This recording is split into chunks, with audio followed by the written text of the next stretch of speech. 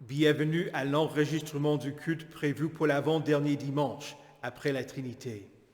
À la fin de l'année liturgique, nous pensons au retour de Christ, au jour du jugement et bien sûr au dernier temps. L'Éternel vient. Oui, il vient pour juger la terre. Il jugera le monde avec justice et les peuples suivant sa fidélité. Éternel, écoute ma prière, prête l'oreille à mes supplications. Réponds-moi dans ta fidélité, dans ta justice. N'entre pas en jugement avec ton serviteur, car aucun vivant n'est juste devant toi. Je tends les mains vers toi. Je soupire après toi, comme une terre assoiffée. Dès le matin, fais-moi entendre ta bonté, car je me confie en toi. Enseigne-moi à faire ta volonté, car c'est toi qui es mon Dieu. Que ton bon esprit me conduise sur le terrain de la droiture. Au nom du Père et du Fils et du Saint-Esprit. Amen. Confessons nos péchés. Dieu Tout-Puissant, Père miséricordieux, je confesse devant toi, moi, pauvre et misérable pécheur, toutes mes iniquités et mes péchés par lesquels je t'ai offensé et mérité ta juste colère et ton châtiment, dans le temps et dans l'éternité. Je m'en repens de tout mon cœur. Je regrette sincèrement de les avoir commis, et je te supplie, par ta grâce infinie, et par les souffrances amères et la mort innocente de ton Fils bien-aimé, Jésus-Christ, mon Seigneur, de m'accorder ta grâce et ta miséricorde. Amen. L'apôtre Paul écrit, en lui, c'est-à-dire en Christ. Par son sang, nous sommes rachetés, pardonnés de nos fautes, conformément à la richesse de sa grâce. Dieu nous l'a accordé avec abondance, en toute sagesse et intelligence. Allez en paix et en le réconfort que Jésus vous a racheté et qu'il vous pardonne toutes vos fautes. Amen. Prions le Seigneur. Conduis, nous t'en supplions, Seigneur, les mouvements de la volonté de tes fidèles, afin que, portant en abondance les fruits de bonnes œuvres, ils obtiennent de toi une abondante récompense. Par Jésus-Christ, ton Fils, notre Seigneur, qui vit et règne avec toi et le Saint-Esprit, un seul Dieu, maintenant et pour les siècles des siècles. Amen. Écoutez avec respect et recueillement les lectures pour cet avant-dernier dimanche après la Trinité. Tout d'abord l'Ancien Testament dans le livre du prophète Ésaïe au chapitre 52, les versets 1 à 6. Réveille-toi, réveille-toi, enfile ta force en guise de vêtements, Sion. Mets tes habits de fête, Jérusalem, ville sainte. En effet, l'incirconcis et l'homme impur n'entreront plus chez toi. Secoue ta poussière, lève-toi et reprends ta place, Jérusalem. Détache les chaînes qui enserrent ton cou, toi la déportée, fille de Sion. En effet, voici ce que dit l'Éternel. C'est pour rien que vous avez été vendus, et ce n'est pas à prix d'argent que vous serez rachetés. Oui, voici ce que dit le Seigneur, l'Éternel. Tout d'abord, c'est en Égypte que mon peuple est descendu pour y séjourner, puis c'est l'Assyrien qui l'a exploité sans raison. Et maintenant, quel intérêt ai-je à voir mon peuple capturé pour rien, déclare l'Éternel. Ces tyrans poussent des cris, déclare l'Éternel, et constamment, à longueur de journée, mon nom est blasphémé. Voilà pourquoi mon peuple connaîtra mon nom.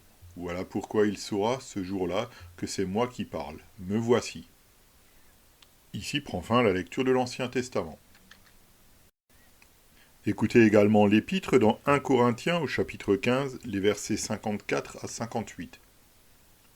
Lorsque ce corps corruptible aura revêtu l'incorruptibilité et que ce corps mortel aura revêtu l'immortalité, alors s'accomplira cette parole de l'Écriture, la mort a été engloutie dans la victoire. Mort, où est ton aiguillon? Enfer, où est ta victoire? L'aiguillon de la mort, c'est le péché, et ce qui donne sa puissance au péché, c'est la loi. Mais que Dieu soit remercié, lui qui nous donne la victoire par notre Seigneur Jésus-Christ. Ainsi, mes frères et sœurs bien-aimés, soyez fermes, inébranlables. Travaillez de mieux en mieux à l'œuvre du Seigneur, sachant que votre travail n'est pas sans résultat dans le Seigneur. Ici prend fin la lecture de l'Épître. Écoutez enfin l'Évangile dans Luc au chapitre 19, les versets 11 à 27. Comme la foule écoutait cela, Jésus ajouta une parabole. En effet, il était près de Jérusalem et l'on croyait que le royaume de Dieu allait apparaître immédiatement. Il dit donc, un homme de haute naissance partait dans un pays lointain pour se faire désigner roi et revenir ensuite. Il appela 10 de ses serviteurs, leur remit 10 pièces d'or et leur dit, faites-les fructifier jusqu'à ce que je revienne. Cependant, ses concitoyens le détestaient et ils envoyèrent une délégation après lui pour dire, nous ne voulons pas que cet homme règne sur nous. Lorsqu'il fut de retour après avoir été désigné roi, il fit venir les serviteurs auxquels il avait donné de l'argent, afin de savoir quel bénéfice chacun avait fait.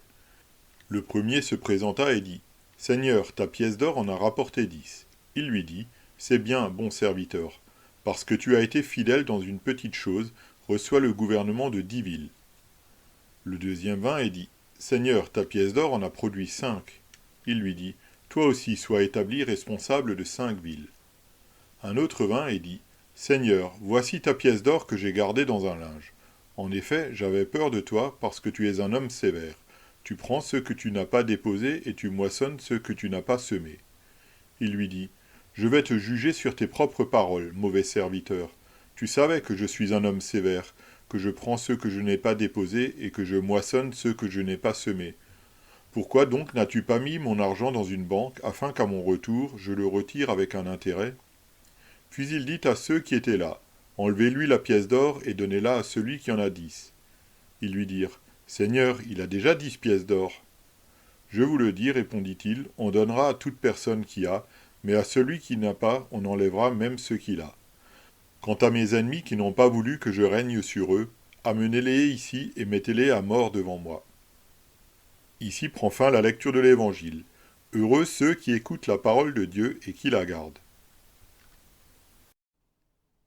Avec l'Église universelle, confessons maintenant notre foi chrétienne. Je crois en Dieu, le Père Tout-Puissant, Créateur du ciel et de la terre. Je crois en Jésus-Christ, son Fils unique, notre Seigneur, qui a été conçu du Saint-Esprit et qui est né de la Vierge Marie. Il a souffert sous Ponce Pilate. Il a été crucifié, il est mort, il a été enseveli. Il est descendu aux enfers.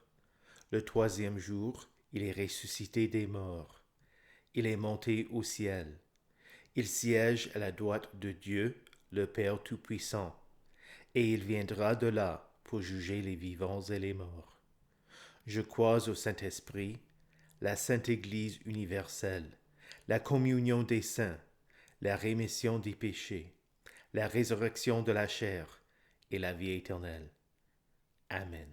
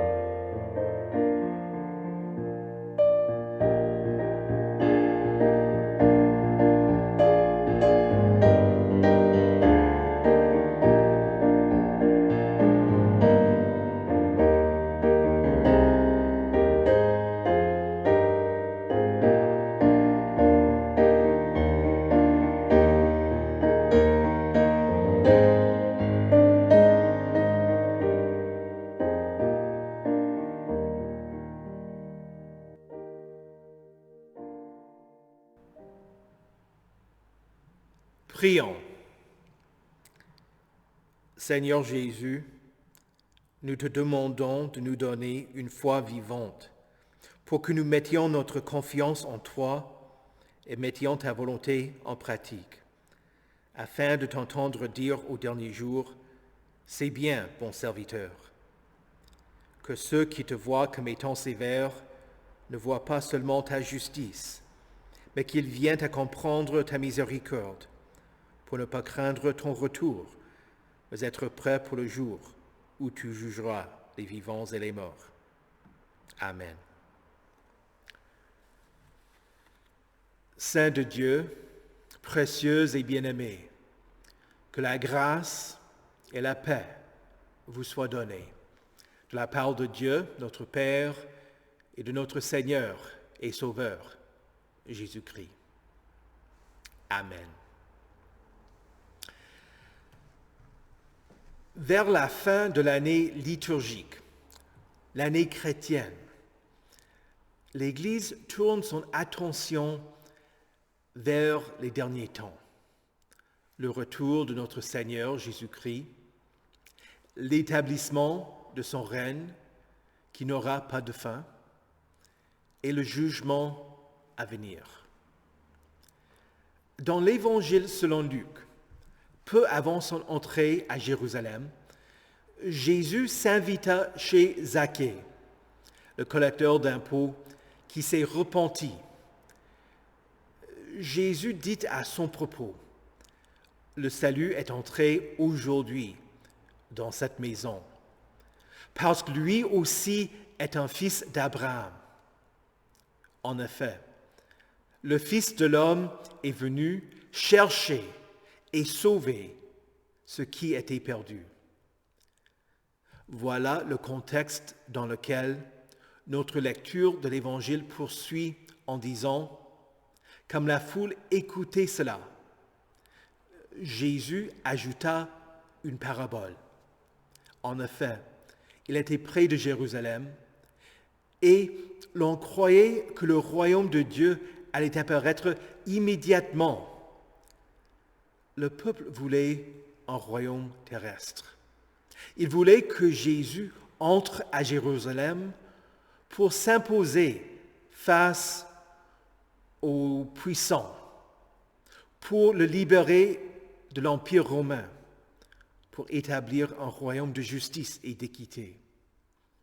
C'est la raison pour laquelle les gens acclamèrent Jésus le dimanche des Rameaux, lui criant « Bénis le roi qui vient au nom du Seigneur, paix dans le ciel et gloire dans les lieux très hauts. » Ce que la foule espérait n'était pas ce que Jésus est venu accomplir. Son royaume n'est pas de ce monde. Jésus prêcha cette parabole pour s'opposer aux attentes des gens. Il commença la parabole en disant « Un homme de haute naissance partait dans un pays lointain pour se faire désigner roi et revenir ensuite. Il parlait de lui-même. Jésus est l'homme dans la parabole. Il est le Fils de Dieu. Où allait-il pour se faire désigner roi et revenir ensuite? À la mort, au sépulcre, au ciel le jour de son ascension. Les Juifs rejetèrent Jésus, comme nous le lisons dans la parabole. Ses concitoyens le détestaient et ils envoyèrent une délégation après lui pour dire « Nous ne voulons pas que cet homme règne sur nous. » Les Juifs envoyèrent Jésus à Pilate et demandèrent qu'il soit mis à mort. Les soldats romains se moquèrent de lui en le couronnant d'épines, en le revêtant d'une robe pourpre et en lui mettant un roseau dans la main droite. Ils crachaient sur lui, frappaient sa tête et s'agenouillèrent devant lui en disant « Salut, roi des Juifs !» et cloué sur la croix. L'écriteau au-dessus de sa tête publiait l'annonce « Jésus de Nazareth, roi des Juifs ». Mais Jésus n'était pas rejeté par tous. L'un des brigands se rendit compte que Jésus est roi et osa lui demander « Souviens-toi de moi quand tu viendras dans ton règne ». Pour se faire désigner roi et revenir, Jésus est mort et est sorti du sépulcre. Il est monté au ciel et s'est assis à la droite de Dieu, le Père Tout-Puissant. De là, il reviendra. Jésus préparait donc les disciples à l'idée que le royaume de Dieu n'allait pas apparaître immédiatement. Le psaume 24 dit « C'est à l'Éternel qu'appartient la terre avec tout ce qu'elle contient, le monde avec tous ceux qui l'habitent. » Oui, Dieu règne sur toute la création, mais son règne est caché et rencontre l'opposition de ses ennemis. Jésus dit, depuis l'époque de Jean-Baptiste jusqu'à présent, le royaume des cieux est assailli avec force et des violents s'en emparent.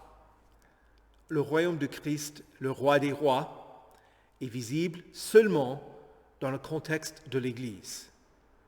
Ici, où il règne dans le cœur et la vie de son peuple.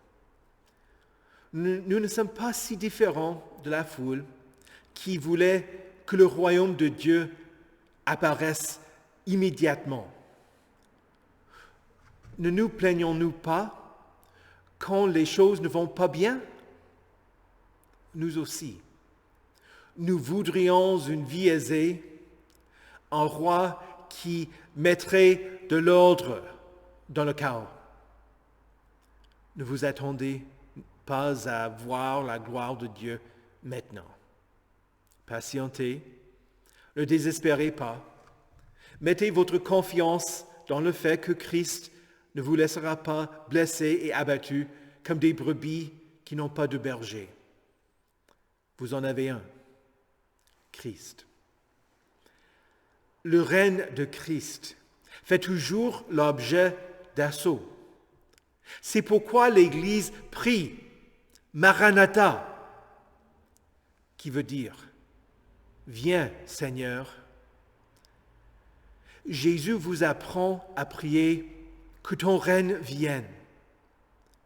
Le règne de Dieu vient même sans le secours de nos prières. Ni les humains qui se font ennemis de Christ, ni le diable et les démons ne peuvent empêcher l'avènement du royaume de Dieu. Le Tout-Puissant est souverain. Mais nous prions que son règne vienne à nous, pour que nous vivions chaque jour dans l'attente du moment où il reviendra et où son royaume deviendra visible. Dans la parabole que Jésus raconte, il dit que l'homme qui est parti appela 10 de ses serviteurs, leur remit 10 pièces d'or, c'est-à-dire une pièce pour chacun, et leur dit, « Faites-les fructifier jusqu'à ce que je revienne. » En étudiant le texte, j'ai été frappé par le fait que le roi appela 10 de ses disciples, tandis que nous entendons le sort de seulement 3 d'entre eux. Au jour du retour du roi, il fit venir ses serviteurs auxquels il avait donné l'argent, afin de savoir quel bénéfice chacun avait fait. Écoutez bien la réponse du premier serviteur. « Seigneur, ta pièce d'or en a rapporté 10. De même, le deuxième serviteur dit, Seigneur, ta pièce d'or en a produit 5. Avez-vous compris la signification de cela? Les serviteurs fidèles ne se vantent pas. Ils ne disent pas, j'ai multiplié ta pièce et j'en ai gagné 10 de plus. Non, ils rendent gloire à celui qui leur avait confié les pièces. Ta pièce d'or. Sans son don, ils n'auraient rien pu accomplir. Et donc, la gloire appartient au roi, grâce aux dons qu'ils ont reçus. Et pourtant, le roi leur dit, c'est bien. C'est une expression de surprise et de joie qu'on ne trouve qu'une seule fois dans la Bible. Peut-être qu'on pourrait traduire l'exclamation par « Bravo! Félicitations! Chapeau! » Puis, il accorde à ses serviteurs fidèles des dons surabondants, généreux et immérités en fonction de leurs œuvres. Celui qui avait gagné 10 pièces a été chargé de gouverner 10 villes. Le deuxième qui a gagné 5 pièces est devenu chef de 5 villes. Ces deux-là n'ont pas travaillé pour mériter ce qu'ils ont reçu. Ils n'ont pas fait ce que leur maître ils ont fait ce que leur maître leur a demandé. Quant au royaume de Dieu, on n'y arrive pas par ses mérites, mais par la grâce, par le pardon, par la miséricorde de Dieu. Pourtant, la Bible est claire sur le fait qu'il y aura des degrés de gloire. Dieu rendra à chacun selon ses œuvres. Romains chapitre 2, verset 6, Apocalypse chapitre 2, verset 23, Mélenchon écrit dans l'apologie de la confession d'Augsbourg. Tandis que la justification et la vie éternelle se rapportent à la foi, nous reconnaissons aussi que les bonnes œuvres méritent d'autres récompenses matérielles et spirituelles, et qu'il existe des degrés dans les récompenses. Le créateur d'un verre et d'un seau est capable de remplir d'eau les deux. Chaque récipient a sa propre capacité, mais celui qui a fait les deux peut les remplir selon sa volonté. La gloire de chaque personne au ciel sera différente. Et pourtant, personne n'y sera déçu. Personne ne sera jaloux parce qu'il n'a pas la même récompense qu'une autre. Et que dire du troisième serviteur? Celui qui dit au roi, « Seigneur, voici ta pièce d'or que j'ai gardée dans un linge. En effet, j'avais peur de toi, parce que tu es un homme sévère. Tu prends ce que tu n'as pas déposé et tu moissonnes ce que tu n'as pas semé. » D'abord, écoutons bien ce qu'il dit. Il accuse le roi d'être sévère. Il blâme le roi en disant que c'est sa faute. Ne blâmez pas Dieu pour votre situation. Adam a essayé cela quand il a dit « La femme que tu as mise à mes côtés m'a donné de ce fruit. » Dieu n'est jamais la source du péché. Ensuite, le serviteur dit au maître, « Tu prends ce que tu n'as pas déposé et tu moissonnes ce que tu n'as pas semé. » Est-ce vrai ce qu'il a dit? Non.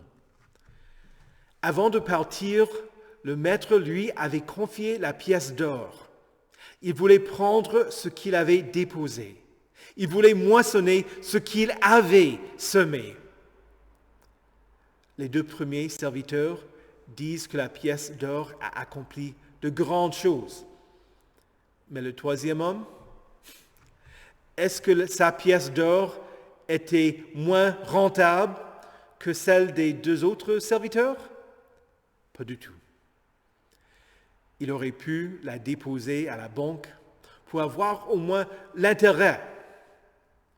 Le problème n'était ni le maître, ni la pièce d'or, mais du côté de celui qui avait été infidèle. En mettant la pièce à la banque, il aurait révélé qu'il était un des serviteurs de l'homme riche. En ne la déposant pas, personne n'aurait su qu'il était serviteur du roi. Et si le roi n'était pas revenu, il aurait pu garder la pièce d'or pour lui. S'il croyait que le Seigneur était sévère, cela aurait, au contraire, dû le motiver. Mais il ne s'intéressait pas à son maître. Il a été condamné parce qu'il était un mauvais serviteur. Je me suis toujours posé la question. Si l'un des serviteurs avait fait ce qu'il pouvait, mais avait perdu la pièce d'or, comment est-ce que le roi aurait réagi? Le texte ne le dit pas. Mais si le serviteur avait été fidèle, avait obéi au maître et avait essayé de faire fructifier la pièce d'or, il aurait pu dire au maître, « Ta pièce d'or n'a pas porté de fruits. » Paul écrit dans la première lettre aux Corinthiens, « Si l'œuvre que quelqu'un a construite sur le fondement subsiste, il recevra une récompense. Si son œuvre brûle, il perdra sa récompense. Lui-même sera sauvé, mais comme au travers d'un feu. » Au début du sermon, j'ai dit que vers la fin de l'année chrétienne, l'Église tourne son attention vers les choses des derniers temps. Le retour de notre Seigneur Jésus-Christ, l'établissement de son royaume qui n'aura pas de fin et le jugement à venir. Chers saints, Jésus, votre roi, reviendra et avec lui viendra le jugement. Pour ses ennemis, ceux qui n'ont pas voulu qu'il règne sur eux, il y aura la mort qui est pire que la mort physique. C'est la seconde mort.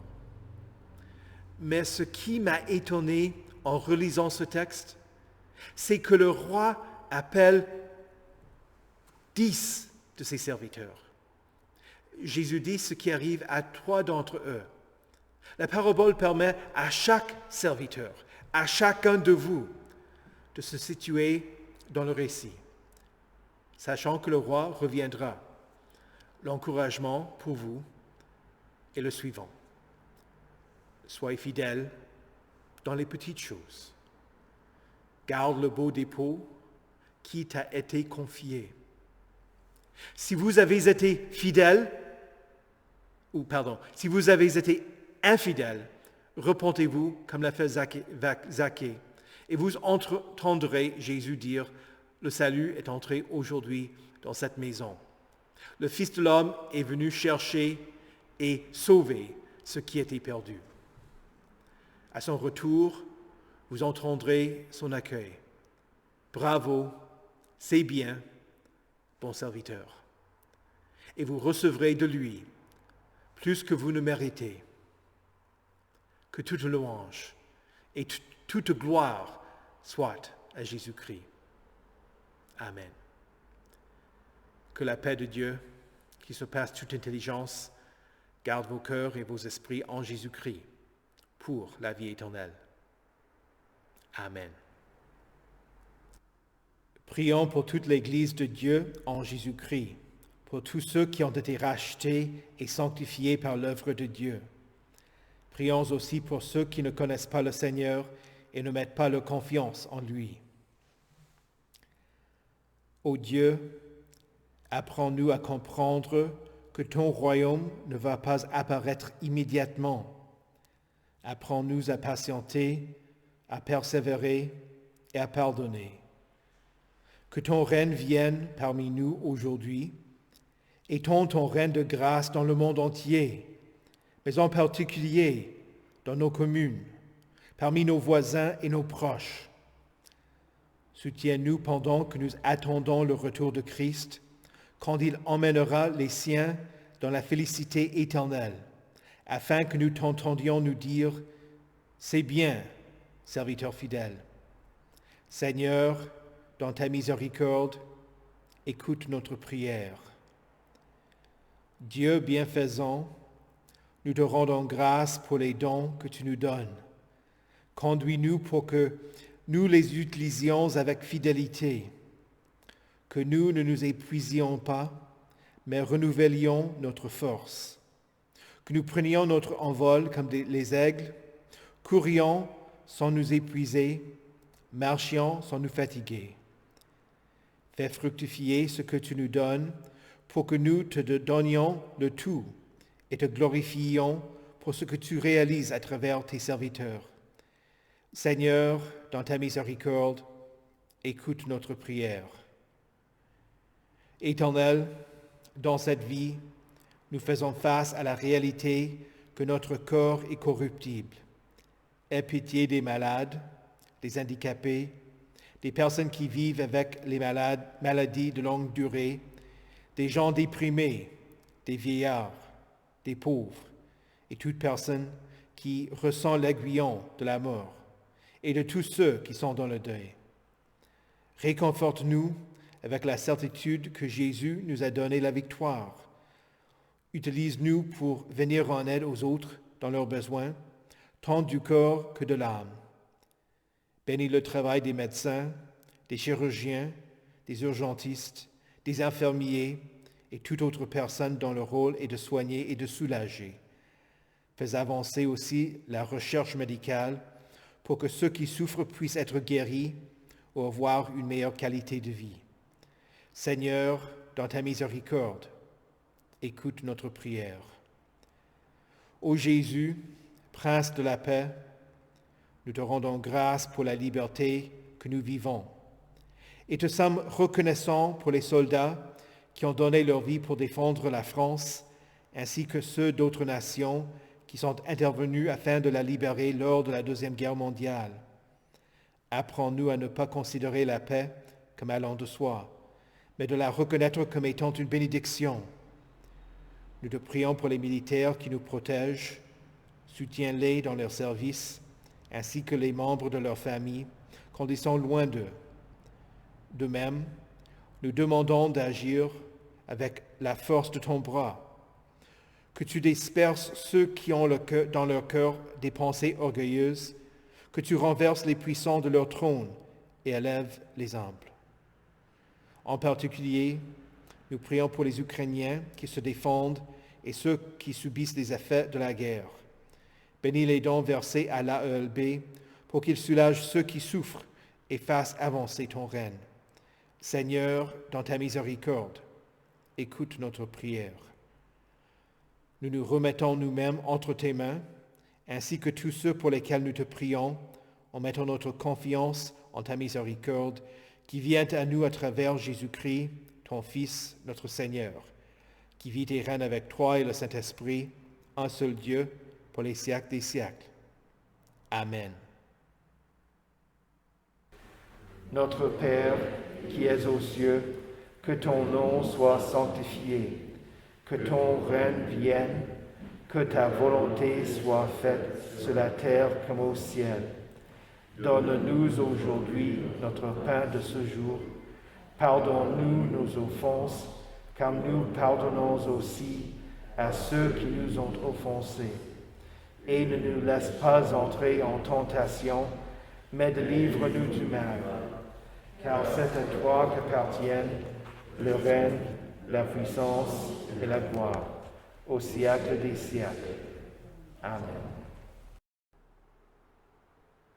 Recevez avec joie la bénédiction de l'Éternel. Que le Seigneur vous bénisse et vous garde. Que le Seigneur fasse luire sa face sur vous et qu'il vous accorde sa grâce. Que le Seigneur tourne son visage vers vous et qu'il vous donne sa paix. Amen.